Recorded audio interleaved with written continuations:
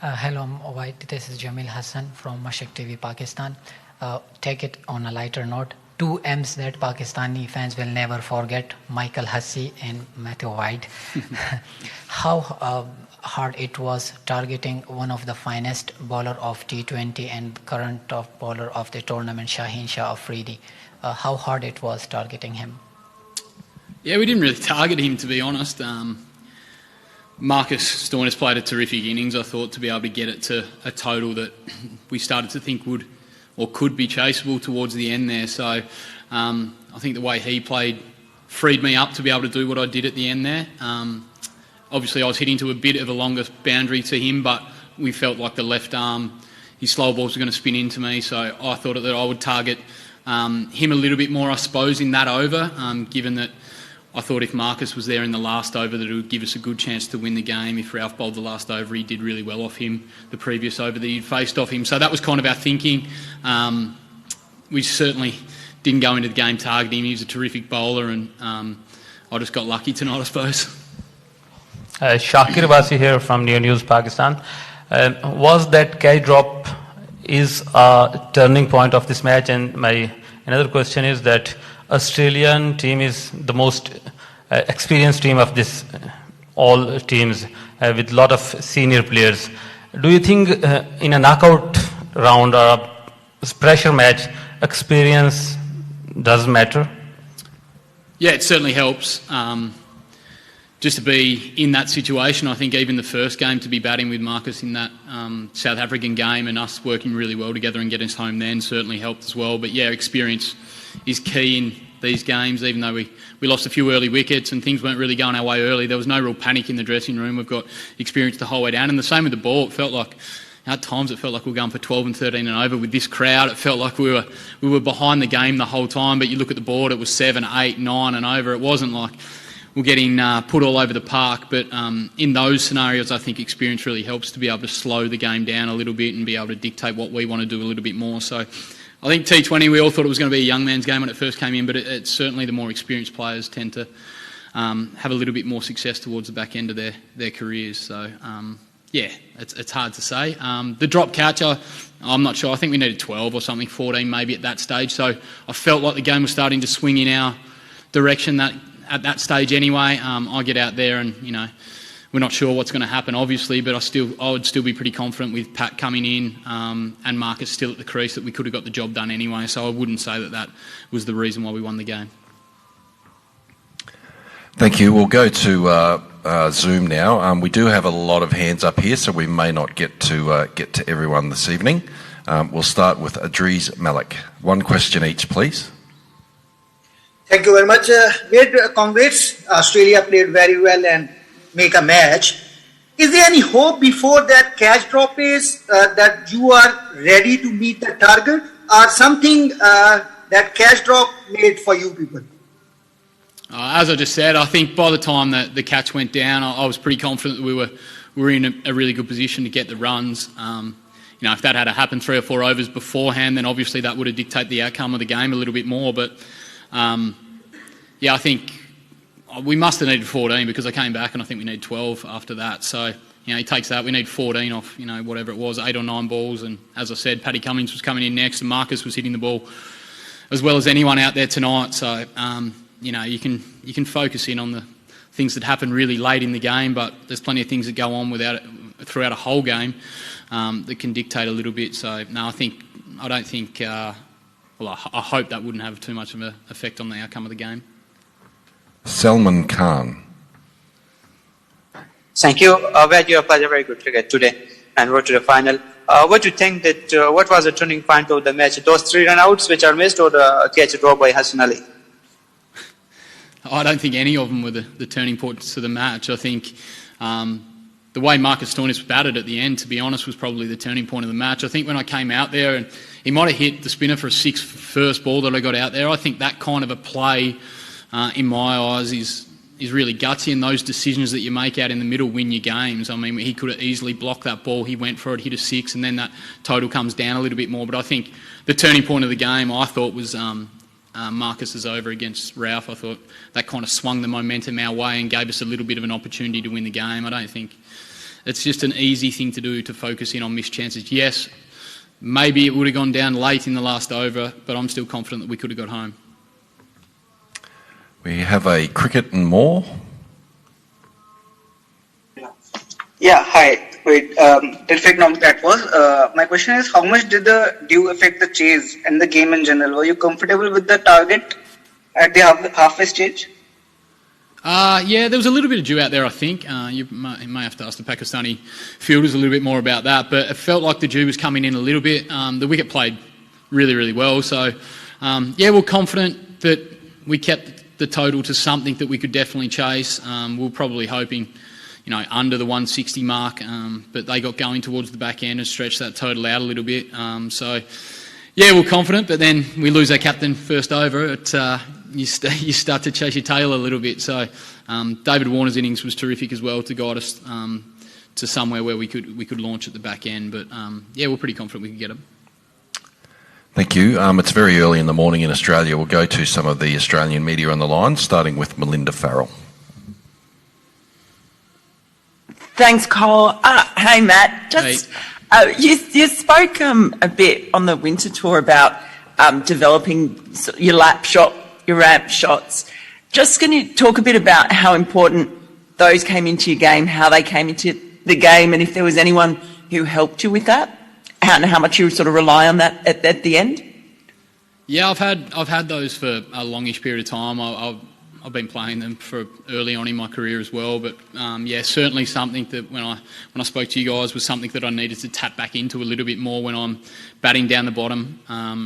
It's easy to have the fine leg up a lot of the time at the end, but someone that laps, it kind of opens up the whole field for you. You've got to either have mid-off up or third man up or one of the fielders on the offside, so it kind of opens the whole field up for you a little bit.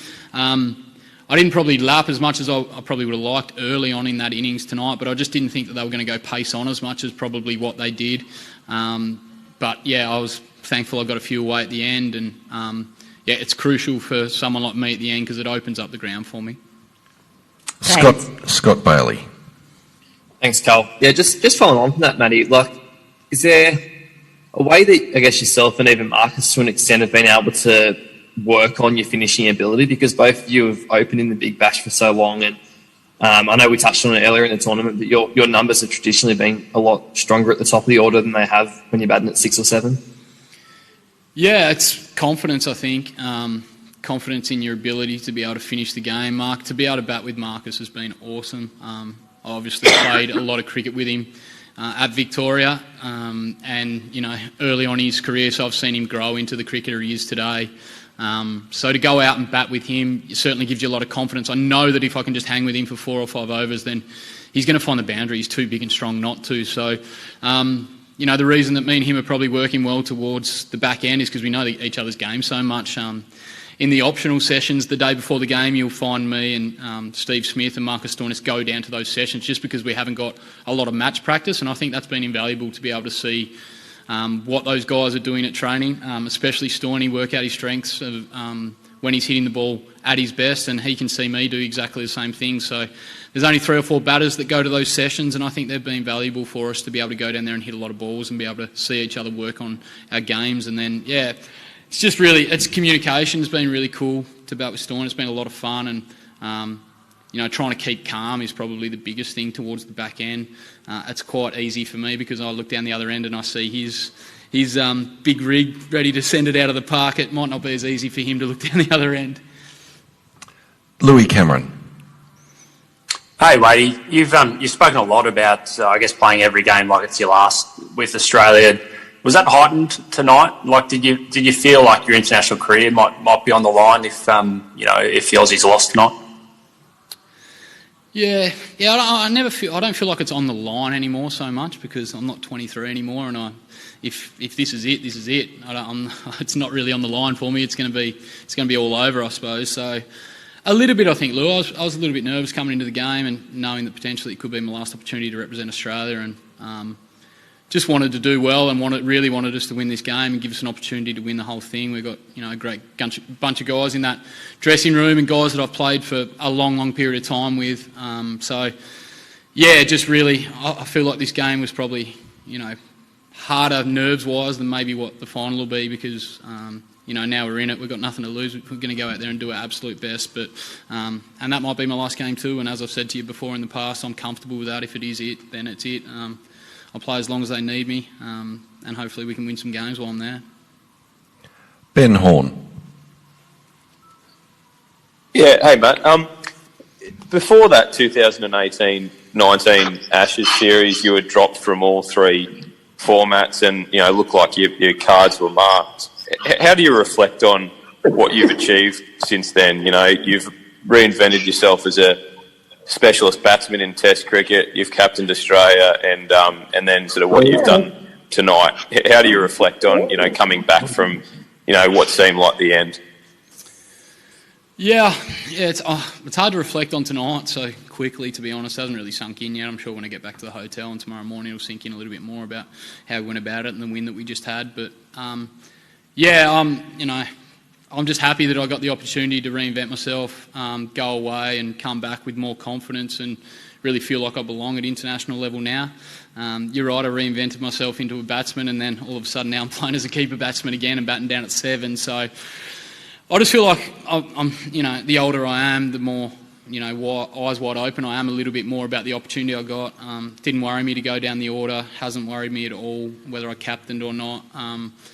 So I just grasping every opportunity that I get, like I spoke about before. I don't know when my last game's going to be. I treat everyone like it potentially could be, but I'm sure when it's all over, when I get the tap on the shoulder, I'll look back on the last 3 or 4 years and be really proud of the way that I could come back. It's not probably the first time that I've come back. I've probably been dropped 4 or 5 times. I might be the most ever in Australian cricket, but I'm proud that I could come back, and hopefully at the end of my career I can look back on nights like tonight and be proud that I could contribute to what we've done. Thanks, Ben. Probably got time for 2 more, I think, so we'll go in order. Srinjoy. Hi Matthew, fantastic innings tonight. Thank you. About David Warner's dismissal, he walked but the sneako revealed he didn't nick the ball. What happened there, and did you guys have a chat with him afterwards regarding that, because that could have eventually turned out to be a huge turning point?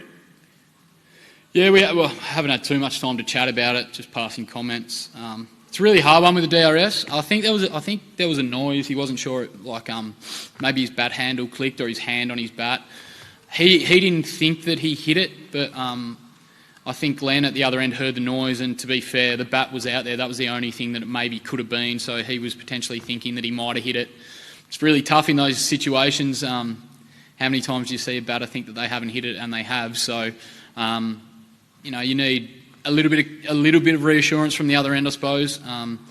That's not having to go at Maxi. Maxi heard a noise and his bat's out there, so hopefully something like that doesn't happen in the next match, but we're just got to work it out. The thing is, you get 2 in this format, so hindsight would say that we should have used it, but it's the way it goes.